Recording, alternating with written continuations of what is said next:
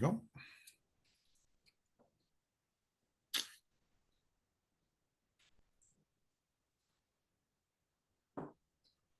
If you see, I have sent something into the chat. If you could please read and state your Academy affiliation and your Zoom name. I'm going to give a couple more minutes to people joining in a little bit later, and then I will start with introductions.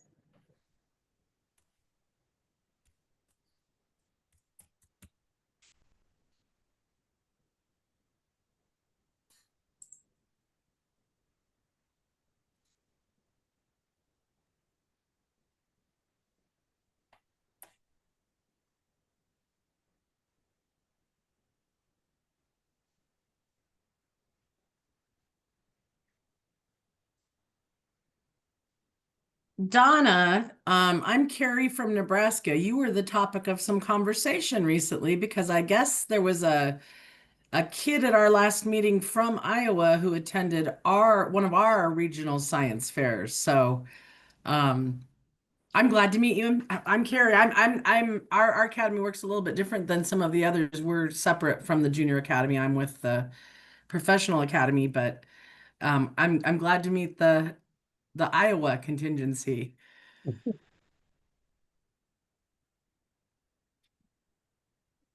Wonderful. I'm glad that you're able to meet each other, not in person, but virtually now. It's lovely. Close to in person, Yeah. right? For all the people who just joined, please take a look at the chat, the Zoom chat. I've asked everyone to please state their name and their Academy affiliation. And I'm just going to wait a couple more minutes for some more people to jump in if they're coming a little bit late, and then we'll get started. Harry, I'm sorry. Were you talking to me or Gail? I'm sorry, I was trying to talk to the Iowa Junior Academy rep, but yeah. I was looking at you. I know. I I was like, wait, you said Donna, and I'm like, wait. That's not me. Yeah, sorry. I'm from New Jersey. That's been that kind of week for me. I was like, oh no, I should mention I'm not from Okay, we're a few past, so I'm going to go ahead and launch the conversation. So hello and welcome everybody. I'm so glad that you're here. Some information for anyone who's a new attendee today. The Academy Chat Series is a long-standing webinar series by and for Academies of Science. We often invite external speakers or highlight individual academies, but today we'll be facilitating a discussion on a topic of interest to many member academies, and that is the junior academies. The discussion may span additional topics, but I hope that student engagement and fundraising can be a starting place for this discussion. My name is Bridget Moran. I serve as the AJAS Program Manager for NAAS, and I will be the facilitator and moderator for today's discussion. So since this session will be highlighting all attendees, let's spend a little bit more of our time today on round robin introductions. So if we could go around and if you could please tell us your name, where you're located, your role within your academy, and what you're hoping to get out of today's session. And then when you're done, please popcorn it to someone else you see on the Zoom. So let's start. Phil, do you mind introducing yourself first? So sorry. Bridget, could you pop those things that you want us to put in our introductions in the chat? Yep, Thanks. I will put them in there. Of course. Thank you for asking. Hello, my name is Philip Winchell. I'm the NAAS archivist and a member of the Ohio Academy of Science. I am here in a suddenly cool and rather pleasant Dayton, Ohio.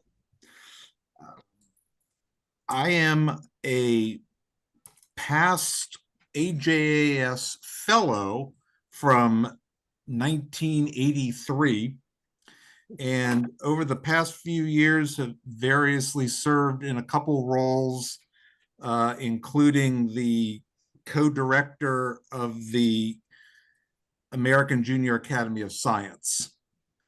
Thank you very much. Can you popcorn to someone else, Phil? Oh, how about Donna? I was trying not to make eye contact. Okay, so my name is Donna Leonardi. I'm from New Jersey. I'm the Junior Academy director, And I was hoping today to learn a little bit about the association of Sigma Psi and how it can impact the Junior Academy. And just basically to see what great ideas everybody else has. So let's go to Vinay. Hello, everyone. Good afternoon. My name is Vinay Raj. I'm the current president of the Arkansas Academy of Science. I'm located in Pine Bluff, Arkansas, but our academy spans the entire state. So we have members from all different universities across the state. What I'm hoping to get out of this session today is like our academy has been there for a long time. So it's one of the one of the oldest ones. It's been more than 100 years. But we don't have a very strong junior academy. There have been like on and off pop-ups of our academy, especially the junior academy version.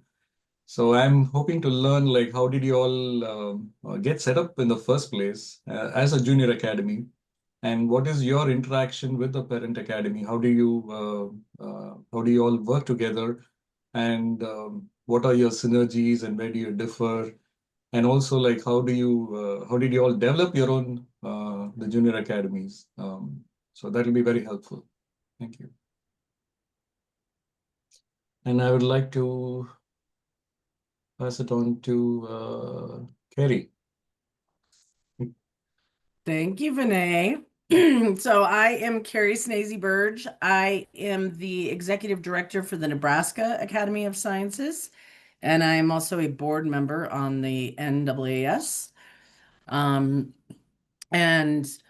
our academy also has been around for a very long time, since 1880.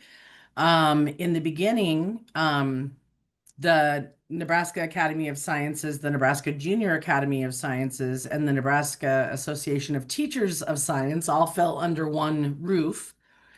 But over our long history, the three of us have separated. So we are now affiliates, but not one organization. So um, I am not super intimately involved with the Junior Academy in the state of Nebraska. But I want to learn a lot more. They are an affiliate. They have a voting member on our board. We have a voting member just recently added to their board. And I was able to attend my first American Junior Academy of Sciences meeting in Boston last February, which was very cool and very awesome. So I just want to, and because I guess the other thing I would say in Nebraska, because, like you said, Vinay, we stretch across the entire state. Our junior academy has regional meetings, which are often moderated and judged by members of my academy. So there is a lot of interconnection there. Um, but we're just a little bit separate in that way. But what I'm trying to get out of it is I want to see what other states do, what I can bring back, how I can advocate for the junior academy from my position as the only paid staff for everybody within the state. So why don't I pass it to Gail? Okay. I'm Gail Kunch. I am the executive director for the Iowa Academy at this time. Like Phil, I started out as an IJ or an AJS fellow in 1985, so I'm a little younger than Phil. And one of the things I wanted to do was give back. And as a teacher in Iowa, I actually took students and have been taking students probably for the past 20 years, and to the point where I was the junior academy director. So I spent a lot of time there. Once COVID hit, our executive director and our academy kind of has been, how do I say, not nil to none, but absent. So I kind of went into the idea that I'm going to take over the executive director. We just got the board, a new board elected. We have a meeting tomorrow. And again, sharing ideas, getting things to go. I know that like Nebraska, we have the academy underneath us, the junior academy. We have the teacher association underneath us, a lot of different things. So one of the things with this board, they are very non-student related. So I'm hoping that I can convince them that that is really, we need them underneath us as well. So, okay, I will pass to Ellie. Hi, my name is Ellie Walshrock. I am at the Academy of Science St. Louis, and I'm so excited to be here. When I saw that this was a chat session, I got really excited. I am the youth programs manager. So I do science fair with Rose Jansen, who's also on the call, and Academy of Science St. Louis is restarting our junior academy. For many years, it was really robust. From about 2000 to 2010, had a lot of really robust programming, and has just kind of been dormant since COVID. And so we're bringing back that programming this year, and really looking forward to engaging 6th through 12th graders in our area. And I will pass it off to the other member of St. Louis, Rose.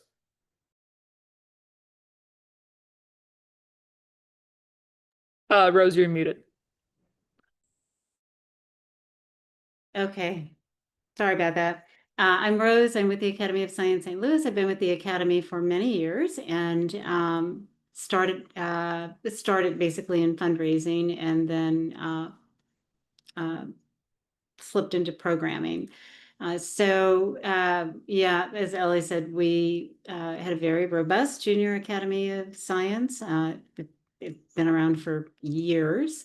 And then through our Junior Academy, students have opportunities to network with and connect to people working in STEM fields and the sciences here, both in academia and industry, visits to labs, places they wouldn't get to see, but through their membership in the Junior Academy of Science. And so part of the Academy's mission is to have science be accessible to all.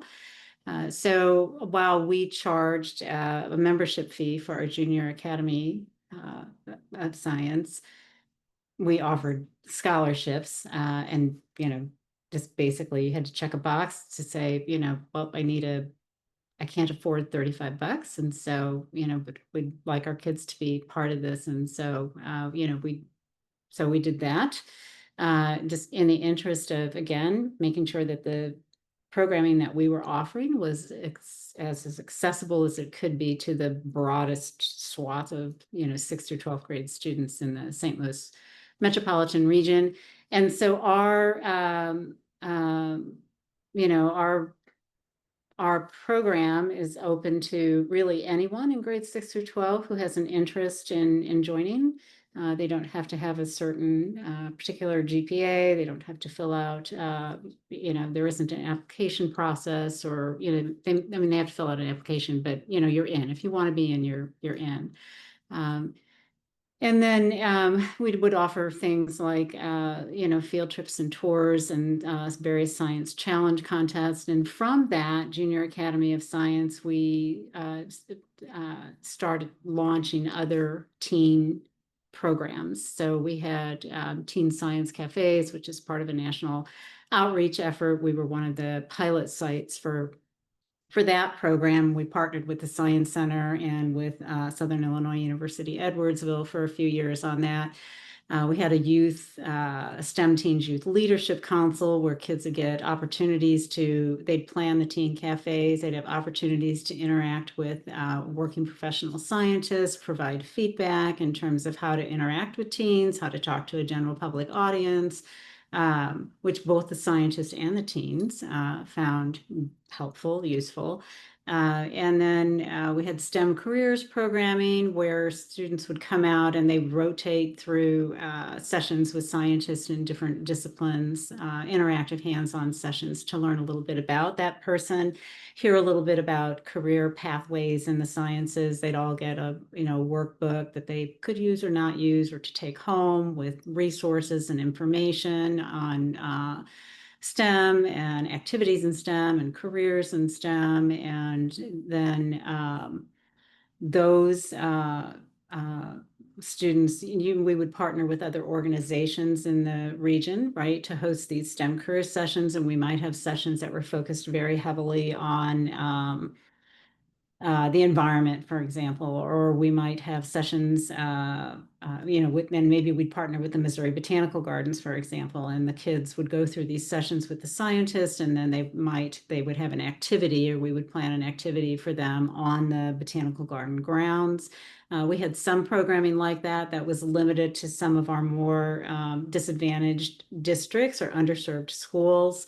And those programs were offered from, again, middle through high school. And then students in middle through high school, we might have sessions on communications in STEM, or how, the STEM and communications careers. And so we'd partner with a university and their communications department. And so, we had programming along those lines. I'm trying to think of what else we had. Teen cafes, STEM careers programming. We'd have public science seminars where teens had opportunities to volunteer if they wanted to do that. We had citizen science programming that was open to families and teens, where we did bio blitzes, which are 24-hour flash exploration inventories of here locally some of the natural areas and parks in the St. Louis region and surrounding counties.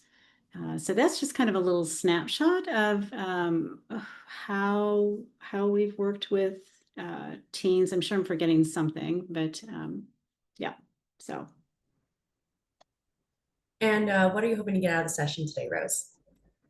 It's been a while since I've been to one of these, just to kind of hear from other folks and what they're doing and what they're doing with their junior academies. And, one of the things that we haven't done, and it really was but we had an interest, which really kind of a timing issue, was to be able to have some of our students participate in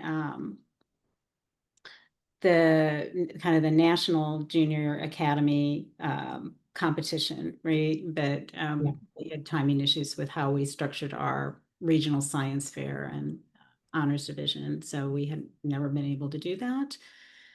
So I would say I'm interested in learning more about what other folks are doing with their junior academies.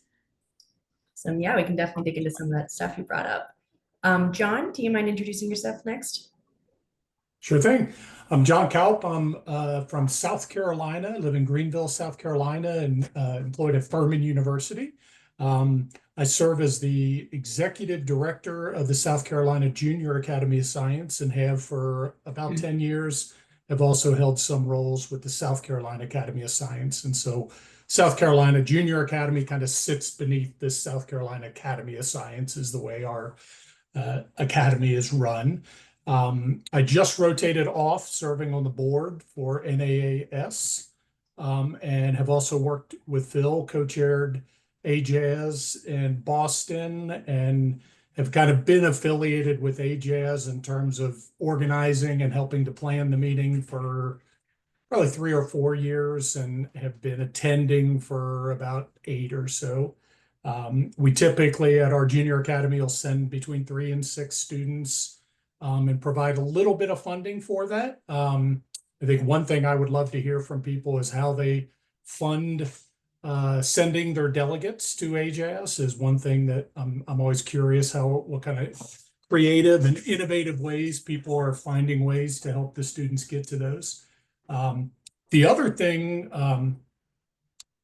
that I definitely hope to hear from people about, or would love to follow up with people if they have ideas, is we're trying to figure out how to grow the junior academy again. The senior academy has grown a little bit, but our junior academy has always been much larger than the senior academy.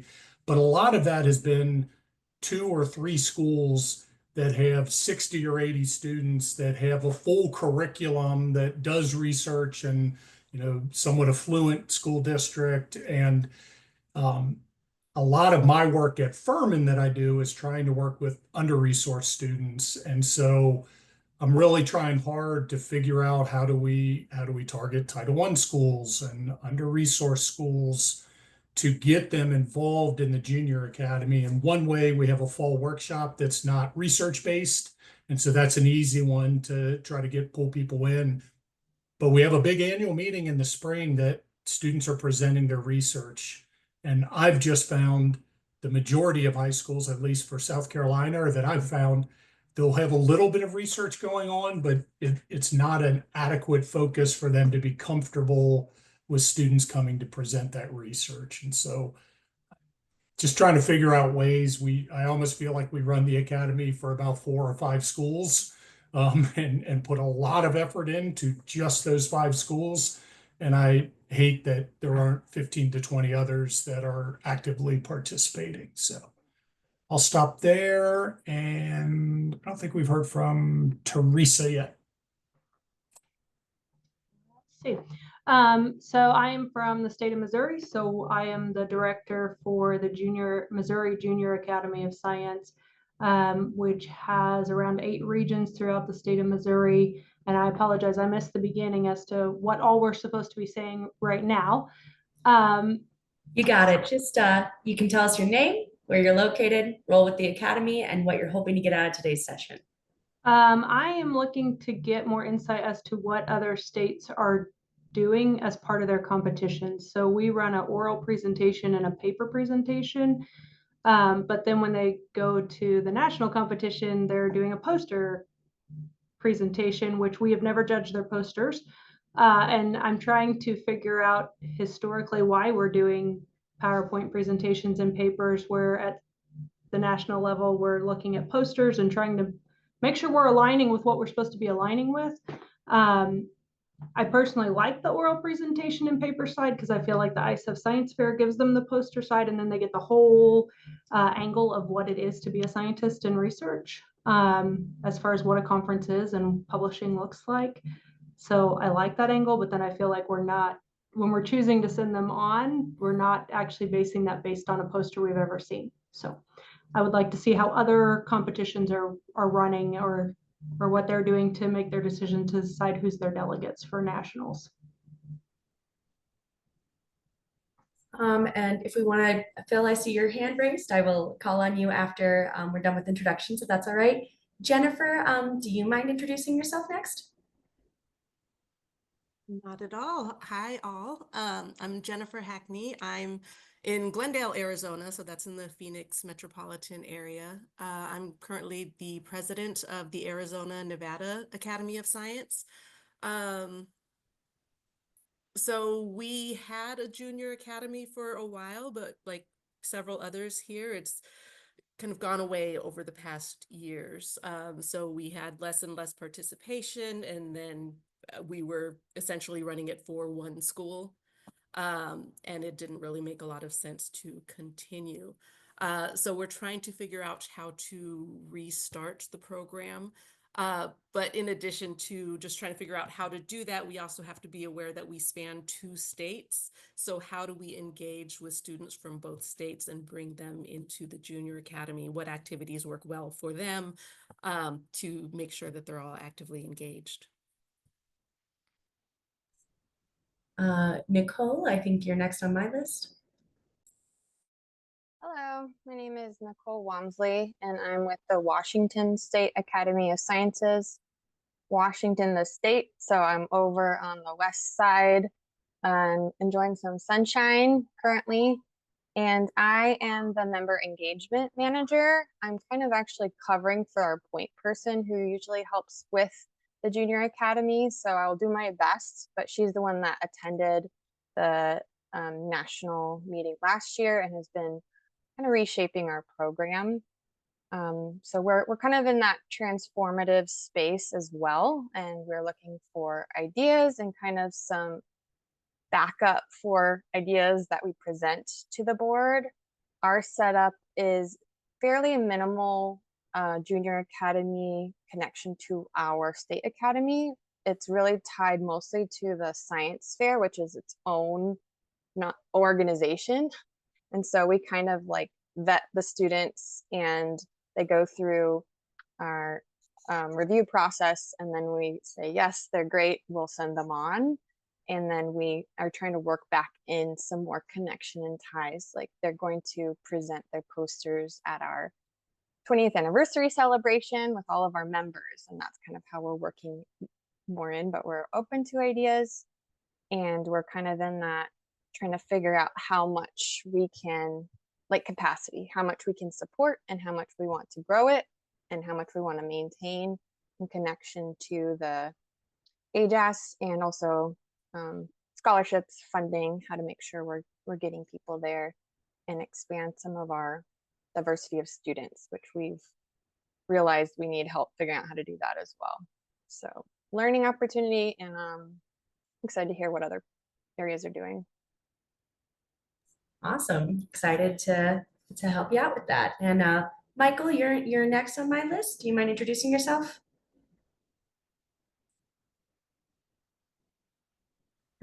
I guess I'm unmuted now. Yeah, I'm Mike Cohen.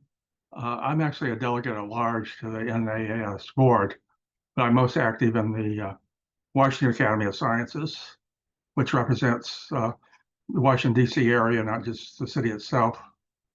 We're doing fine, by the way. And I'm not the Washington Academy of Sciences is the one I'm most active in. It's got about 5 or 6 vice presidents in addition to a president. And one of them is the vice president for the Junior Academy. That's the way we're structured. And the Junior Academy has always been a big part of the Washington Academy. But they haven't been, it hasn't been in terms of sending people to the national AAAS meeting. So when I go to meetings of the board of directors or NAAS, it's, it seems like kind of a different thing. They've been very active in science fairs in particular, and they become the judges who do the judging that sends the winners to the higher level competitions, as opposed to the Washington Physical Society, which I'm also been a judge for, which does they kind of give special awards for exhibits that are very, have good statistics in them. I was interested that the St. Louis, I guess, also has not been oriented towards sending people to the annual meeting. So I'm basically here to hear what other people are doing, because I sort of realize that the different academies can be very different. And the last person to hear from is Melanie. Melanie, do you have a minute to introduce yourself? Yes. Hi, everybody. I am the director for the Junior Academy for Kentucky. We made kind of a major change a few years ago as to how we choose our delegates, and it's based on their home address for their congressional district. And we're hoping that will help get some more of a spotlight and hopefully some funding from those congressional districts. We, like many of you, were having one school that was doing that were the only ones coming to our meeting. It used to be a separate meeting from our academy, and now they all meet together. Our middle school students are invited to do posters at our fall meeting. Go to the AAS oral presentation, and then we have a rubric that they have in the top level of the rubric to be considered, and then we'll go with the top 2 again by congressional district. So I think the big thing that we're interested in, we are seeing more activity from other parts of the state, but funding is probably always going to be a problem. And we choose up to 2 for each congressional district. And I want to say there's 6, but I think I might be wrong, so don't ask me. But we do pay 100% for them to go. We pay for their travel, their hotel, their registration, their food. And that's kind of it. Awesome. Looks like we've got a really good group. I'm really excited for this conversation. Before we really dive in, can I just do a quick poll? You can raise your hand either physically or with the reaction button, but please raise your hand if you currently have an active junior academy in your state. 5, 6, I'm seeing 7 hands raised. You can put those down. And Melanie, I think I saw your hand raised maybe. So So that's 8. And now please raise your hand if you want to have an active junior academy in your state, but you don't currently have one. 1, 2. Okay, great. So with 1 hour to discuss, let's just jump into the conversation. The topic I heard the most in the introductions were questions about fundraising. So I'm going to start with that. So my first question to kick this off is, are you able to send AJAS delegates to the NAAS meeting annually? And if so, how do you fundraise and how has your fundraising changed over time? And remember, this is discussion, so feel free to ask any questions or bring up any topics as the conversation flows.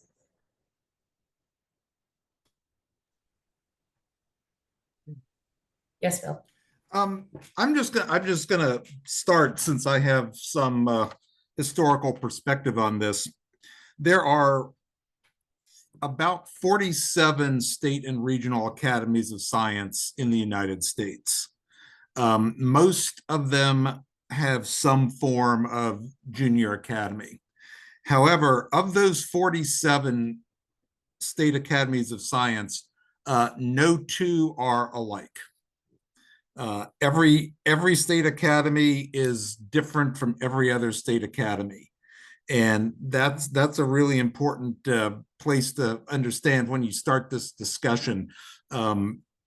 Academies were set up at different times and for very different reasons. Two extremes would be the Ohio Academy of Science, which was originally set up as a membership-driven professional science organization. Another extreme would be, of course, Washington State, which was brought into being by state statute. Some academies have hundreds of members, annual meetings, numerous programs. Other academies are simply 2 people who run a science fair.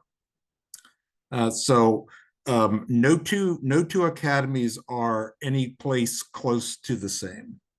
I just wanted to start with that comment. Donna, I see your hand raised. People don't need to raise their hands, just chime in. Oh, okay. But I appreciate it. Most of the funding, we send a large delegation to AJAS, and most of the funding comes from the students themselves. However, we do have some mini grants that we're able to subsidize students who are unable to pay their way. And in return for that, we ask them to do things like help our webmaster, and we help make them feel a part of that they're helping us as well. One of the interesting things, I'm a retired teacher, but I went back and I do research with kids in the school. And one of the strengths, I think, of the schools, interestingly, in New Jersey, there are schools who the Board of Education funds, only first place winners, but maybe first and second place winners. Our school funds students to go to the International Science, to ISEF. But High Tech High in New Jersey funds the first place winners to go to AJAS. So the schools are a really big resource that maybe could be tapped into to see if their Board of Education, because they should be proud of the students being able to go to the national, to AJAS. So that's a big thing. We also, what else do we do? One of our initiatives for this year is that we're trying to set up, and it could address some of the problems with schools, taking over your science fair, so to speak. One of the things we're doing is we're trying to establish NJAS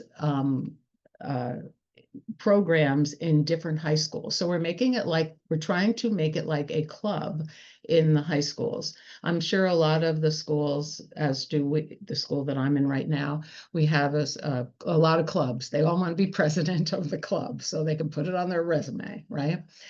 So what we're in the midst of, we're writing our bylaws. We're trying to get chapters of New Jersey Academy of Science in individual high schools, which then may be able to help subsidize as a group, let's fundraise, let's have a bake sale or two, and maybe we can contribute to some of the students' payment, to go to to the nationals. There's lots of ideas that we've been, messing around with. We want to have a gala, but I don't know how that's going to go over. We'll see. But it's really difficult for the students wind up paying. And, we're in New Jersey now, so this year's meeting is going to be, next year's meeting, I guess you'd say, is going to be kind of expensive for the kids. We also have, one of the issues is also chaperoning. So in my particular school, what happened was there was a large, we allow for second or third place winners from our annual symposium to go. So for example, in my school, one of the teachers was then responsible as the chaperone for the students who went from my school. Those are just ideas that we have, because then that price of that chaperone is reduced. But it's a responsibility for someone from the Central Junior Academy. I don't know that I would want to be a chaperone for students that I don't know from some other, school. So it's a little tricky there. But if the schools would, be allowed to send a greater number of students, maybe, then, that would help reduce the cost of having a student and their personal chaperone. That's basically the state we're in.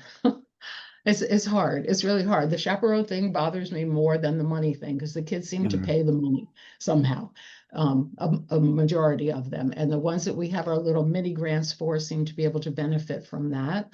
But the whole chaperoning thing is just, that makes me nervous in today's world, unfortunately. Yeah.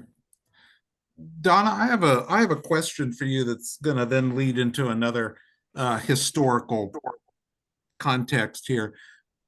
In New Jersey, do your first place winners go to AJAS and the second go to ISEF, or do the first go to ISEF and the second go to AJAS? No, it's treated separately. So we have our own ISEF affiliated fair in the school. So we have 3 spots. So the kids go to ISEF, but kids love to, and it's good. They speak, they present. It's amazing. Oh, right? yeah. They need to speak. But there's first, second, and third are eligible to go from New Jersey from the various groups. Well, we have a regular fair where it's like engineering and biology and so forth. So first, second, and third in those categories are eligible to become a delegate. But yeah, it's totally separate from any of the other competitions. Donna, the reason I asked that, and it's for the benefit of the other people on this call who may be new to AJAS, I also work with ISEF and have enormous respect for the International Science and Engineering Fair. I work with both organizations. However, it's important to understand the difference between International Science and Engineering Fair and the American Junior Academy of Science. The American Junior Academy of Science is not a competition. In no way it's a competition. AJAS is an early career scientific experience for these students. Now, I'm not criticizing the competition. I'm just saying that AJAS is a different animal than ISEF. And so we get a lot of students who will ask, well, how can I win? What can I win at AJAS? And the answer is, you won't. There is no prize other than the fellowship in the lifetime fellowship in American Junior Academy of Science. AJAS, there is no first prize at AJAS. Everybody arrives at AJAS equal, and everybody leaves AJAS equal. And also, Teresa, this was just a comment for you. In the past, AJAS has done oral presentations. We've not done that in the last couple years. One reason is that oral presentations to small groups tend to be very expensive in a city because you've got to have different rooms for each 10 kids and audio visual system for each group of 10 kids. If a hotel is going to charge, $1,000 for an overhead projector for a day, oral presentations get expensive. Not to say we couldn't do it in the future. There is one activity at AJAS called the Research Roundtable, which is an oral interactive event between a group of about 8 students who share ideas with each other in a roundtable setting. And that goes on for about 90 minutes. So there is some student interaction with other students. And of course, the whole point of AJS is that they are all there together with each other in the background of this giant scientific conference. Yeah, thank you for that background, Phil. Yeah. John, I saw you went on mute, you unmuted for a minute and then you put something in the chat. Do you have something to say about fundraising? Yeah, I guess the only thing I would add, we have not done a lot of fundraising, or have not had much success of late doing that. Probably 20 years ago, some members were able to get a large donation from, I think it was Michelin and Milliken, maybe in our state, that was like $80,000. So that has been invested, and so for the Junior Academy, we're kind of living off that a lot. We still have that full 80 and probably another 10 or 20 still from investments. So we're using that. The Senior Academy has been successful in soliciting some funds from Savannah River Nuclear Labs. They've gotten a couple $20,000 contributions from them about 5 years back. And so that has sort of helped both of ours to be buffered and have some comfort on delivering programming for that. We don't want to spend it out, and I could spend a lot more on the Junior Academy. We just, want to slowly burn that down, but get students going. I think the big problem that I have is, when you do $500 per delegate, like I indicated in the chat, you still have relatively affluent students that are able to go, because those families still need to come up with $1,000 or close to it in order to come. And so that bothers me a lot, but I haven't necessarily found a good solution other than, there've been some scholarships. Hopefully people were aware of the AJAS scholarships that were available last year and this year to attend. So we're able to give a limited number of those, but yeah, we haven't had much luck with fundraising beyond those large cash infusions 15, 20 years ago that we're still kind of living off of. And I saw Gail went on, you took yourself off mute, and I saw that Teresa put something in the chat. So I want to give you both some time to speak if you'd like. Well, I'm kind of speaking before COVID, because as I'm going through a lot of this stuff, I'm actually seeing that things have been put aside. But originally we send 2, and the Iowa Academy pays fully for those 2. And then the other, like that we have 2 alternates that we will pay their registration, but they have to come up with stuff. How we paid for those 2 actually came from grants that were written every year through the Iowa Space Grant Consortium.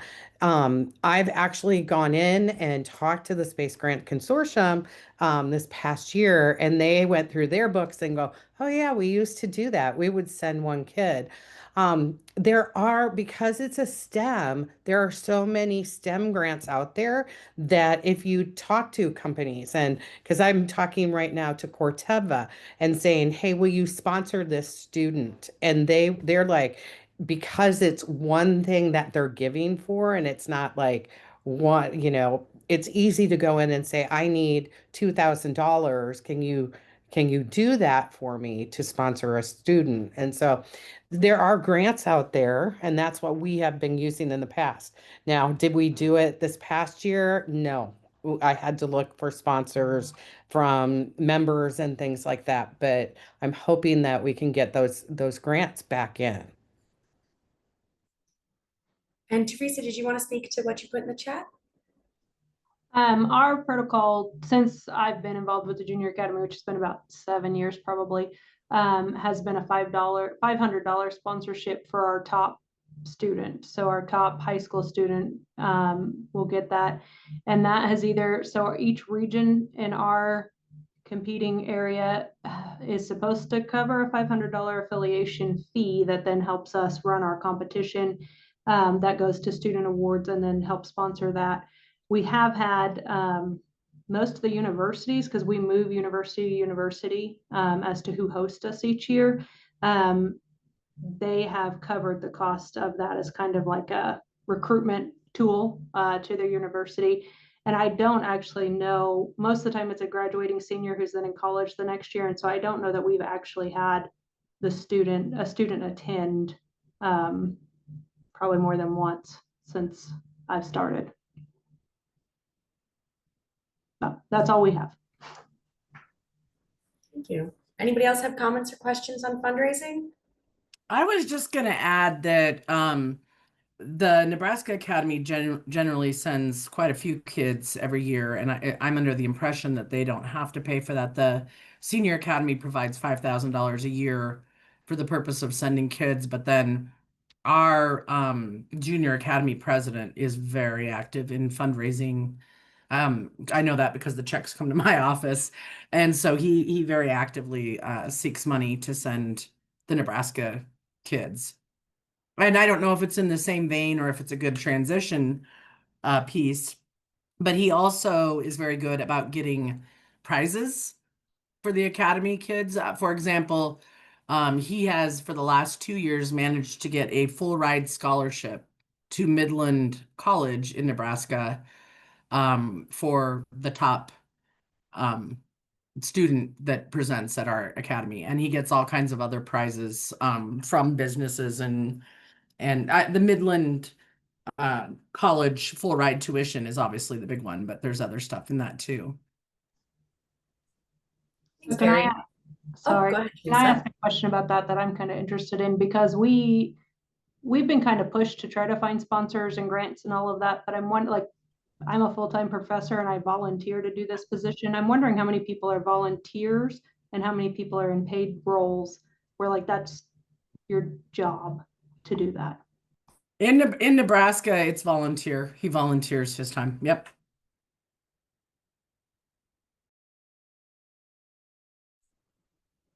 Thank you. Moving on to another question. During introductions, it seemed like there were a couple of foundational questions. And those were, how did you start your academy and how did you then grow your junior academy? So how did you start your junior academy and how did you keep it growing?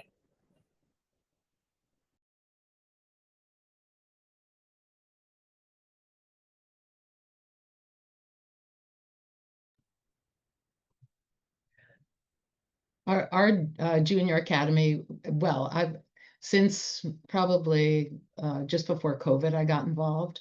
But it was always there because I had students in the past go to the symposium. What we've, which I think is a good thing, like what we've done is we've tried to de-emphasize, like Philip said, the competition aspect of the day, even though, it does lead to choosing delegates. But we have an all-day event. We have professional development. We have lectures on things like AI and STEM. We have presentations by robotics teams. Like we've turned it into more of an entire day, like colloquium or annual meeting, so to speak. So the actual event is only a couple of hours where the students would be presenting, but then they can also, see each other's, it just has grown and grown and grown. Like the kids seem to come. And I'm hoping that I don't get into the same issue with, it turns out to be like the students come from 10 schools or something like that, or 5 schools. And I'm hoping that we can continue to draw on, more schools and so forth like that. So we're trying to grow it. We have little events through the year. We have something called the Life Colloquium where K through 12 can present virtually. So we have that event, and it kind of, keeps the kids motivated and coming and everything. So it's just grown by virtue of the fact that the volunteers that we have each have their own little thing they want to do. And so it's turned more into not just the major focus being, the science fair aspect of it. And I will say about AJAS, the kids who went came back with such positive experience because they didn't have to worry about whether they were going to win or not. And it was just, the ones who go to ISEP, and there's a great experience as well, but the kids are just nervous wrecks the whole week. So, All right. But I think it grows because I don't know. It's just we've tried to make it more of an experience rather than, a competition for 2 hours and who's going to come in first. And I think that kind of worked. And going to kindergartners who talk about, I don't know, I forgot what projects they present, but it's adorable. They come in with middle schoolers talking about, I'm presenting on the periodic table, and we're like, yay. But it just seems to be growing, and I hope it continues to grow, and I hope it doesn't turn out to be just a few schools. And if it does, it's been done to the school that I'm in. We may have to say you can only send 15 people because we can't get judges and we can't let you take over. But that's how we grow it. We grow it by making it more than, even though we're all volunteers, that one day, that 2-hour period or 4-hour period where they're being judged. And I think that that's really important. Like who doesn't want to know about using AI and Excel, or the kids all love that stuff. So we make little, lectures and everything by people who we beg to do it. Donna, thank you for telling me how much your previous students have enjoyed the AJAS. That makes the last many years of my life very worthwhile. Another historical context item here for people who are new is that who comes to AJAS is determined solely by the state and regional academies. The number and which students come is solely a regional or state issue. If a state sends one student, we will accept one student. If a state wants to send 30 students, here at the national organization, we would accept 30 students. A dues-paying member can send as many as they want. And also here at the national level, we cannot accept anybody that the state doesn't send. Now, there is an exception to that, but we cannot accept anybody that the state doesn't send, nor can we necessarily reject anybody that the state sends. So your state academy or your regional academy completely controls who comes to AJAS. We have no control at the national level of who we accept or don't accept. The only exception to that is that a student must have a very high quality original research project to present, because AJAS is about honoring student research. And so that's why we have the poster session at the end of it, because every student, in order to get their fellowship, has to present their original research on a poster on the floor of the AAAS annual conference. Thank you. Thanks for that historical context, Phil. That actually teed me up nicely for the next question. But first, I wanted to see John and Nicole, you both posted in the chat. Was there something that you wanted to share verbally? Oh, not necessarily. I mean, I was just saying to try to grow ours. A lot of what we're trying to do, the annual meeting, the students that are coming to present that are often students who are taking, two credit-bearing courses in high school that are totally focused on research. And so they come with these very polished talks. Many of them are competing well at ISEF as well. And so it's pretty intimidating for other schools where maybe they just have small pilot projects or to be able to participate in that. And so we have a fall workshop where what we try to do is get people connected with it. I can meet with them at that fall workshop and talk a little bit about the annual meeting and try to figure out if there are ways to help them get connected with it and get them comfortable with attending that annual meeting as well and presenting. But that's just one way that we I try to get new people, and I have some funding actually through a little bit of fundraising for transportation for that fall workshop. So if they have $1,000 bus fee to bring 35 kids, I can cover that. And so that's helped out with the fall workshop a little bit to do that, but it needs to be Title I schools or under-resourced students. So that limits who I can fund, but they're definitely the target audience that I am going after in our state. And Nicole, did you have something to share too? No, I just wanted to note that it's a combination of who's supporting our junior academy.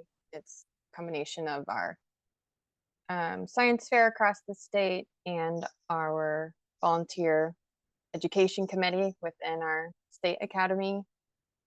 Since we're a young academy and young participants in the junior academy as well, it needs a lot of work on how to better support it, and it's been fairly limited. So I was just commenting on who supports it right now. Thanks. Carrie, I saw that you gave some historical context for your academy. Would you like to share? No, not really. I was just answering the question about how Nebraska came to be, and so we were established in the early 40s, and since the 80s we've been participating at the AJAS. So Does anybody else have any insight on how you started your academy and how you continue to grow it?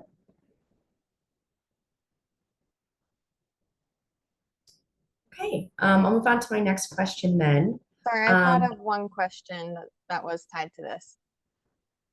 I think our committee has been struggling with trying to figure out, since we are a statewide organization as well, majority of our delegates come from the well-off schools on the Seattle side, but we have less representation across the state, especially on the eastern side of Washington.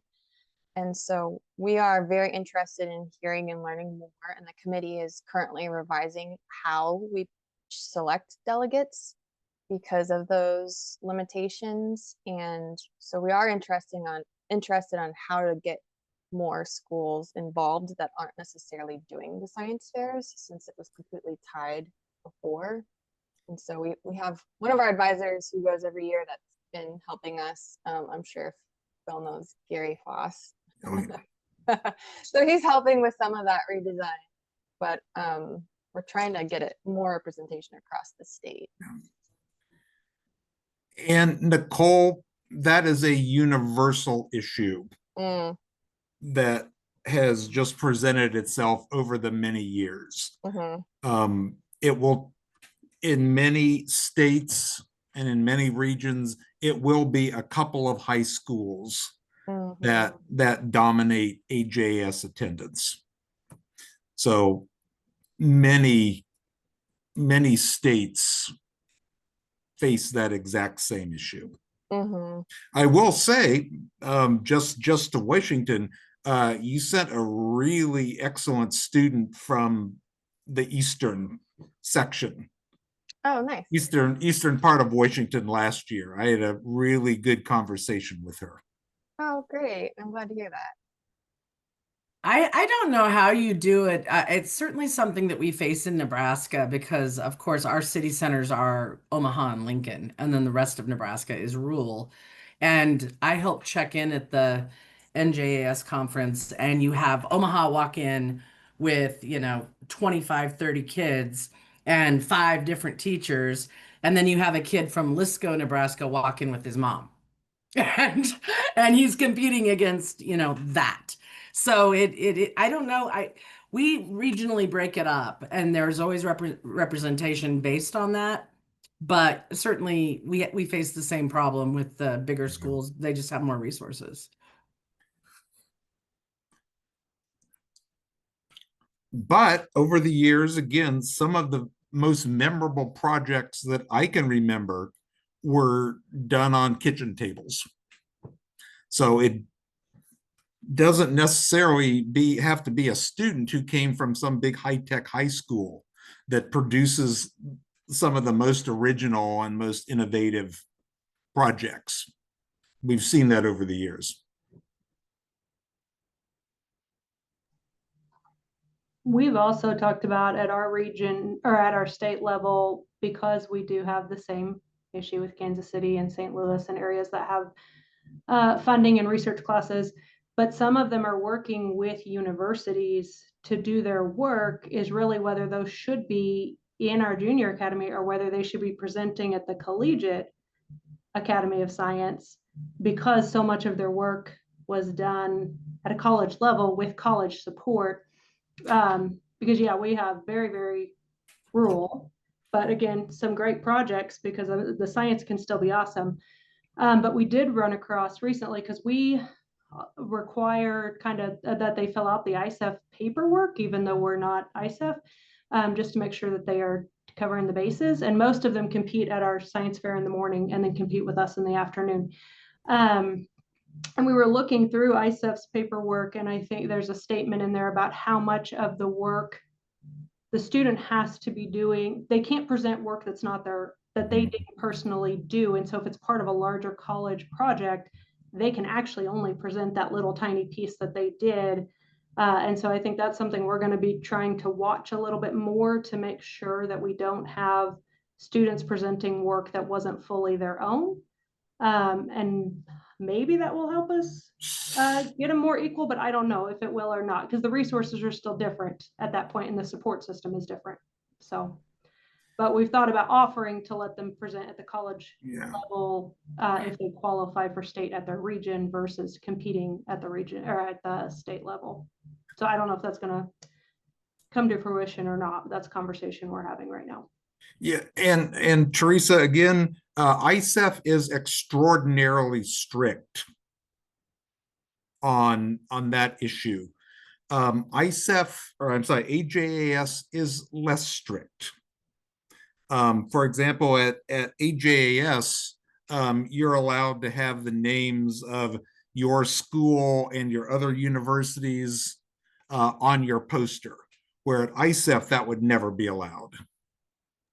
Yeah, I will say on their PowerPoint presentations, we're flexible on that piece of it. We just want to make sure if they're growing bacteria or using human subjects, they've got the right stuff covered. But yeah, we're flexible on that sort of logos and that sort of thing. But just ISEF, again, ISEF and AJAS, both great organizations, but very different in our mission and in our outlook.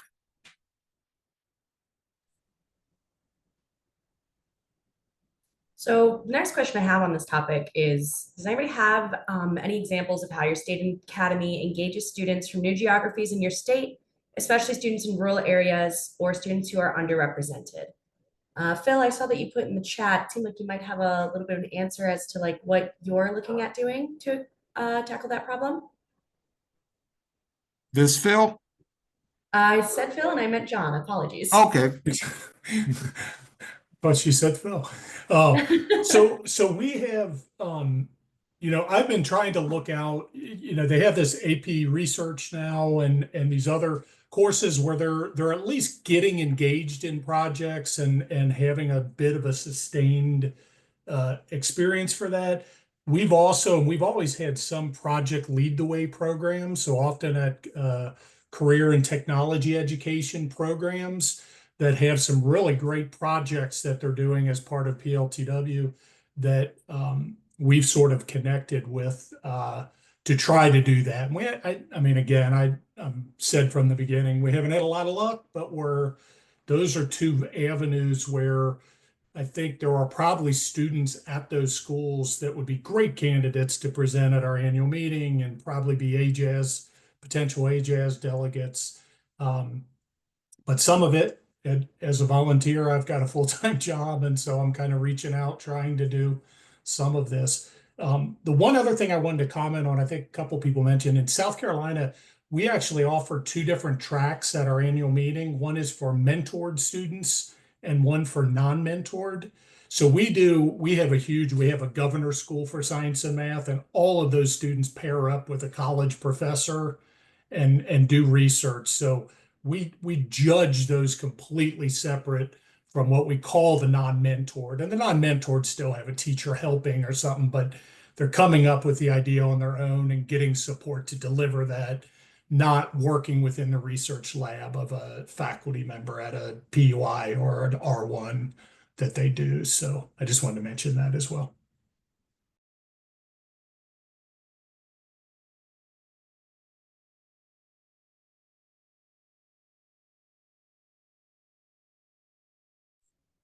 And then kind of on the same topic, how well do you typically think that your junior academy represents your state? And what are some challenges in improving your representation and engagement?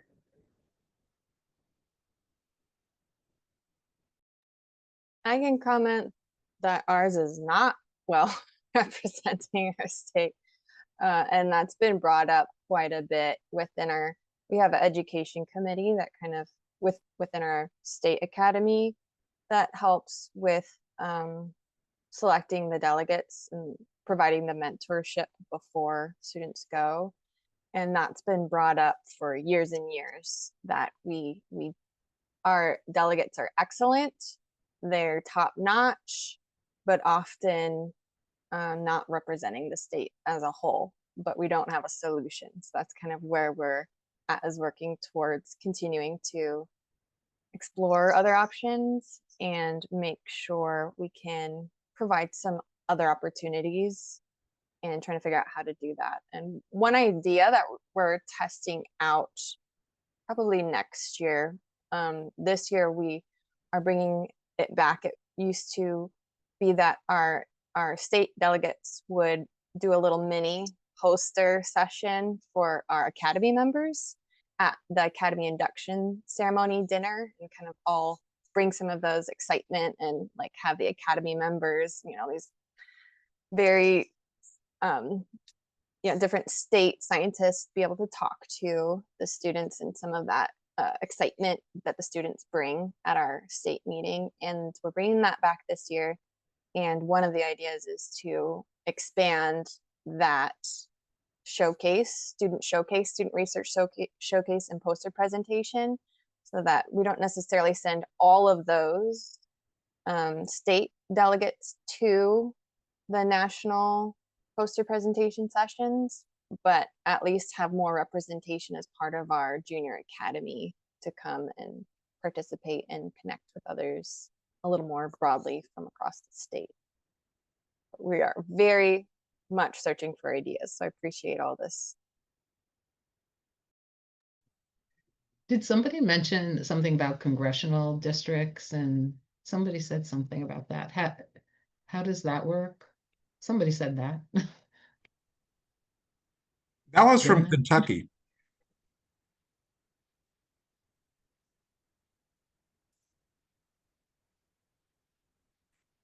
Do we still have our Kentucky participant? I think she left. That Melanie was here. Okay, Melanie was here. Yes, Kentucky sends students from each congressional district in the state. I think they try to.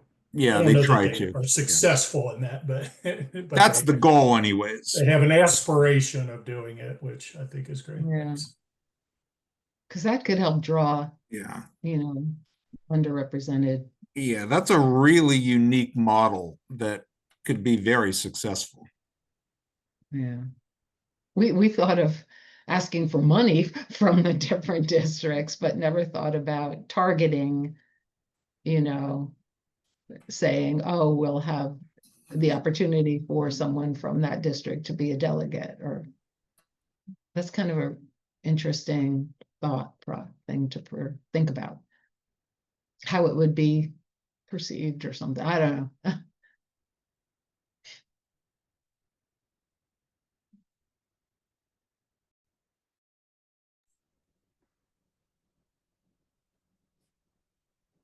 Renee, I saw that you took yourself off mute. Did you have something to say? Yeah, I just thought of an idea, but I don't know how much it'll work. So I was just thinking, like, see, for example, the kids always look up to role models, right? Like, for example, like basketball or any other game. So I was just thinking, like, what if each academy or each state did a survey and identified individuals who are probably like, lead scientists or like somebody really doing well in the STEM field. Maybe the academies could send out a survey and identify those individuals and then like, develop them as role models and say that, ask them to give testimonials and say that, for example, if somebody like me, like if I was back in my country, I would say that, I used the junior academy while I was a student and I benefited from a shadowing experience and all that. And I would give a testimonial like that. And the students could possibly use that as a, like as a role model to look up to and do something. Because hearing firsthand from somebody who used the junior academy and was part of the academy, has gone through the experience, might sound motivating to students, I think. But I don't know how much we need to like, it'd be good to develop something like that. But again, the efforts need to be put in for that. Part of our follow-up process for our delegates that do go to the national session is we do get little personal testimony statements and captures that we ask them for, specifically the students, what it was like, and we provide a mentor from our academy for all delegates, and so they have that experience with working with one of our scientists from our state academy. And those testimonies, like you said, are typically what students connect with and what helps them want to be a part of it. The hard part is we have way more students that could benefit and want to be a part of our academy that aren't selected because they're not in some of those state science fairs. So that's where hang up is. I see that Phil and Tito have their hands raised. Yeah, go ahead, please. No, it was Philip. Philip, go ahead. You were Okay, okay. Benay, this is to further something you just said about the idea of mentorship. That is an excellent idea.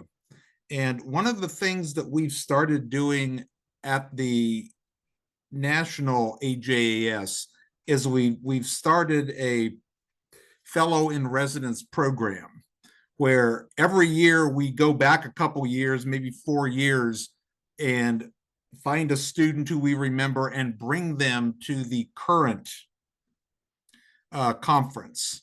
And we've done this each year for the last 3 years, and those students have proven to be extremely popular and extremely effective, because the students, usually the people we brought back are juniors, seniors in college by this time, and the high school students are much more willing to listen to a college student than they are to listening to someone with the bald spot. And so Vinay, if you look back into Arkansas history, you've got Magana Bhopali. If you remember her from 2016, 2017, she went to AJAS for a couple years, and she also, I believe, got 3rd place at ICEF a couple years ago. So Arkansas has a tremendous student from check that. Magana Bhopali. And if anybody knows a student who they think would make a good AJS fellow in residence for 2026, in Phoenix, please let me know. Tito, I don't think we heard from you yet. I see your hand raised. Oh, okie dokie. Good afternoon, everyone. So I'm new. I just took the position of the director in New Mexico. Okay. Well, for everybody, you can, I'm a social professor at University of New Mexico, and I'm in the endowed chair for microelectronics for our School of Engineering. And so it's fun. It's nice to be here with all of you. And it's nice to be helping the kids in New Mexico. I work a lot as part of my research and education, even if I'm in engineering, with the high school in capstone projects. So I help, especially the Pueblos in that area. I have a question that some of you can answer to me. And so we have regional directors, and our regional directors, they allow the competition of the science fair. And sometimes there are teams of students that we have no control on how many participants there are in the team. There are 2, 3, or 4. But for the state, we have to comply with the national regulation. And so we only allow, I think, 2. For the competition, we only allow 2 students to compete, even if the team that created a research project was 4 people. Where I try to make it uniform, so there is a compliance between the regional and the state and the national. Is there any objection, or that to go to 4? The real problem we are only allowed 2 is because 10 minutes plus 5 question and answer, the competition. So if you have 4 people talking, there is not enough time. But the question is that is there any regulation that we should not allow 4 people instead of 2, or has to be only 1? And I would like to hear from you. You are more experienced. My goal is really to make it uniform. So that's a question for everybody. Since you are all here, maybe you can answer that question. I look on the website, I couldn't find anything. I can speak to that from the national level. Okay. First, as I've said before, AJAS is not a competition. We have never limited the number of students that could come with a particular project. If 4 students did the project and New Mexico wants to send 4 students with a project, if New Mexico has an Academy of Science that's a member of the National Association of Academy of Science, send those 4 students with 1 poster. No problem at all with that. But when they do the presentation and they run for the award, we only there is no award at AJAS. Okay, so there's no competitions. AJAS is a scientific research experience. Okay. Every student arrives equal and leaves equal. So there's nothing to win other than the incredible experience of going as a high school student to a professional scientific conference. Okay, so you don't have any. Nope. For the national, for the state competition, you don't have any suggestions. But the word at the national level, and I represent the national level, the state can send whoever they choose to send. I do understand that. I agree. I understand what you're saying, and I think I'm okay. The point was that we allow 6 students to present, to have a poster competition, but only 2 to present. Okay. That's what we allow because of the time frame. And I was wonder if there is any recommendation from the national level. And you're telling me no, because there is no competition at national. It's not a competition, and the New Mexico Academy of Science, if it pays its dues, you can send whatever high-powered research high school students you want.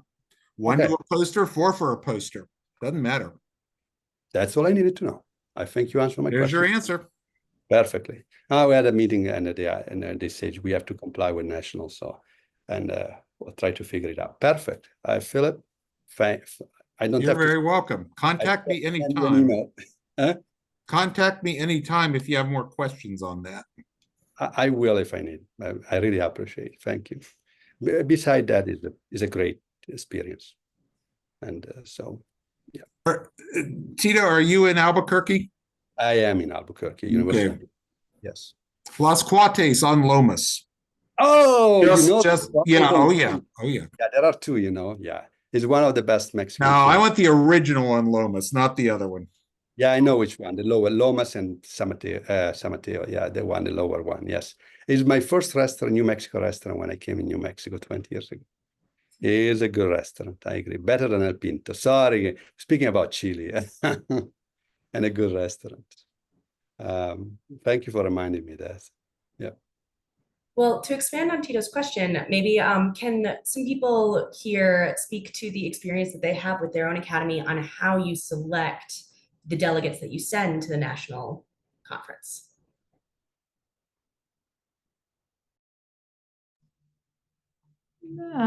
For Missouri, we select based on everybody competes in a morning competition session. Out of each category, which is about 8 of, the judges choose the top presentation. The afternoon, those finalists compete. All the finalists are considered to be delegates if they want to be to AJS, which is something recent. We thought we could only send one until a few years ago. A teacher told us that they attended and all of these other states were sending more than one person. And so then we expanded it to say our 8 top finalists in the high school session could be delegates, and just our overall top 1 out of the afternoon finalist round is the one who gets awarded the $500 travel funding. So that's how we choose our 8 that get to go.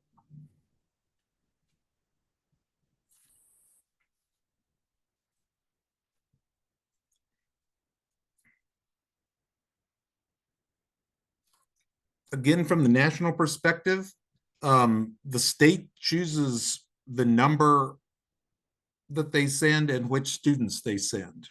And as long as each of those students has participated in a extremely high quality piece of original research, they are welcome to come to NAAS. I will also mention that the NAAS has another category that you can send people, and those are, oh boy, and brain just went blank.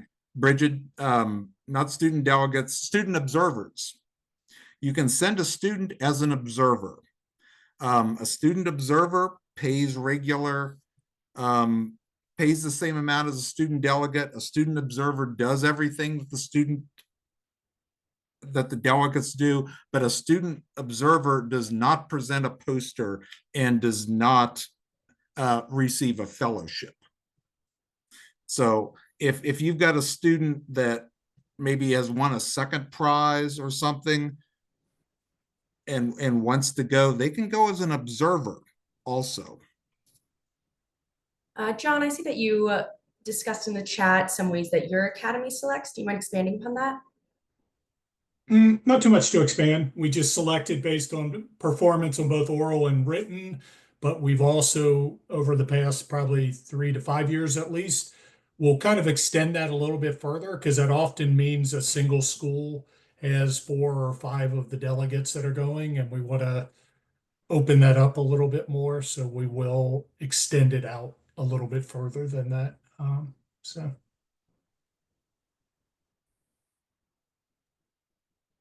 One thing I'll mention too, I know we're getting close to the end, and I don't know if Bridget, you're going to do this or not, but it would be nice. I don't know how to do this if people are comfortable with that or not, but it certainly would be great to have emails of people that are on here in order to engage. I know we're doing things like revising our rubric for written and oral scoring at the annual meeting. I would love to see examples or bounce ideas off people, but also things like how we're selecting candidates and fundraising and all those things. So I don't know how to do that.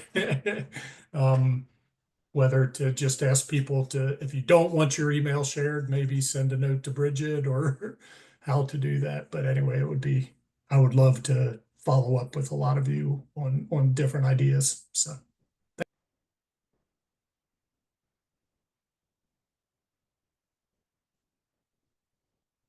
You know, John, you touched on something I was about to ask a little bit. I was going to ask, how NAAS can support American Junior Academy of Sciences programs at the state level. If there's highlights from the past and things that we can do in the future, sharing emails, John, that's a good idea. I want to see if anybody else had any suggestions that I could take back to our team. I think our team would appreciate having some sort of contact option to access some of those contacts, people who work with Junior Academy, especially if we ever do need to reach out for questions like this, and figuring out, yeah, who else to reach out to. I know just within our own academy that changes regularly, and so even if we had a contact through our committee from 5 years ago, that person might not be available anymore. And so if there's any sort of, I know that's a lot of work because I help maintain contact lists within our own academy, but if there's any option of somehow, yeah, forming some sort of group that people can opt in or opt out of, that would be very valuable for our team.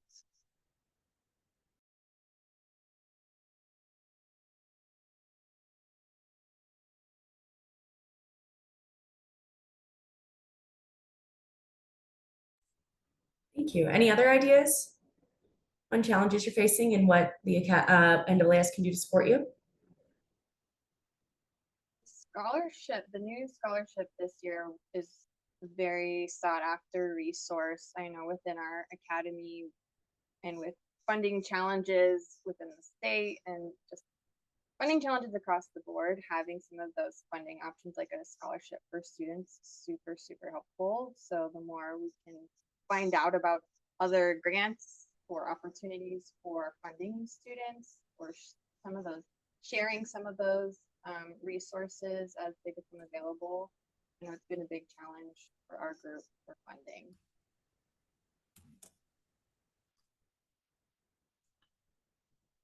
And I will mention the fact that each year NAAS has our own needs-based scholarship for sending students to AJAS. And this year, we received about $24,000 in scholarship requests, and we're currently settling out to provide about $15,000 in actual scholarships. And because AJS is not a competition, those scholarships are needs-based. I have a question. On the scholarship. Oh, you speak about the scholarship that is provided to travels, to help for travel and lodging for it's the one posted that the deadline was July 31st, right? Yes. So basically, those scholarships are given, and I agree with the way it's set up. It was a consideration. If you are a Title I school, if you come from a Title I school, right? That was one of the suggested criterion. There were several. There were several, but basically all of them, they are based on the financial condition or the minority participation of the minority consideration of the student, or there are some other, you can claim that you are in poverty, kind of poverty. Yeah, I agree with the consideration. So what we are doing this year for that, when they apply to the competition, the regional competition, or the state, we ask them to identify if they belong to those category, and if they say yes, we ask them if they are willing that we will do in that application, because there are sensitive information in there, your financial condition, your underrepresented group, that they are not usually closed by law unless you want. Then there is the condition that you have to ask the parents' authorization and have a chaperone. So you're really going to tell them, are you a Title I? Are you in poverty? What is your financial situation? How much money you make? And so we ask them if they are willing to disclose this information so we can do the application. Mm-hmm. To do the application this year, we didn't apply because when I read the condition, it was a very sensitive information to me to going around and ask. That makes sense? Absolutely, it makes sense. We apply for them, apply for it. But that is at the state level. specifically when the state and regional academies apply to the national academies, we specifically say do not include the names of these students. So at the national level, we do not know the actual names of the students. We just read the anonymous applications sent from the states. Okay, I missed that part. Okay, so we have to ask the information, but those information, we transfer to you the information without the name, so you don't know. Okay. We just finished evaluating 10 scholarship applications, and I do not even know which states they came from, let alone any names. Okay. So you just look at the requirements are fulfilled. Yes. Okay. Now, the state may need to know the actual names, but at the national level, it's specifically in those instructions, do not include the names of the students. Yeah, I was named, I became director in July, so there was not enough time for me to take care of that. But we try to increase the representation among the minorities. And so this is a good avenue for us to tell them when they apply, there is an opportunity for you to go to national and we can apply for funding and the national, so we are trying to do that. I don't want from Los Alamos get that scholarship, because the parents, they work for Los Alamos, they are rich kids, they win the competition, they do a great research project.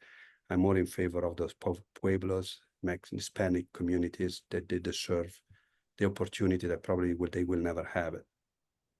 Okay. But again, there's got to be an original research project behind it all. Yeah. Ask them if they belong to this category. Are they willing for us to? We have to collect those information. If we apply for that scholarship, we have to collect information. If they don't want to disclose it, they don't disclose it. Our personal information. But none of that needs to come to the national. Got it. Okay. We see anonymized applications. It's an important information. Thank you. And I wasn't the belief that I should have transferred all those information. Yeah, my our AJAS administrative staff this year anonymized them so well that I am clueless as to who those 10 applications were from. Okay. Thank you. Thank you, Phil. Well, you have been good question to answer. Thank you. Thank you, Phil. Thank you, Tito. And thank you, everyone. This was a really lovely conversation. I feel like I learned a lot. I hope you all share that opinion. But it looks like we're coming up on time. Before I let you go, I want to make sure to say that Academy Chats happen each month, and there are opportunities for input through a number of venues. There's board or committee service, coaching calls, survey, and then please feel free to share your input with us. I sent a message in our chat with a link to a survey and the email to reach out to if you have more questions, comments, or anything like that.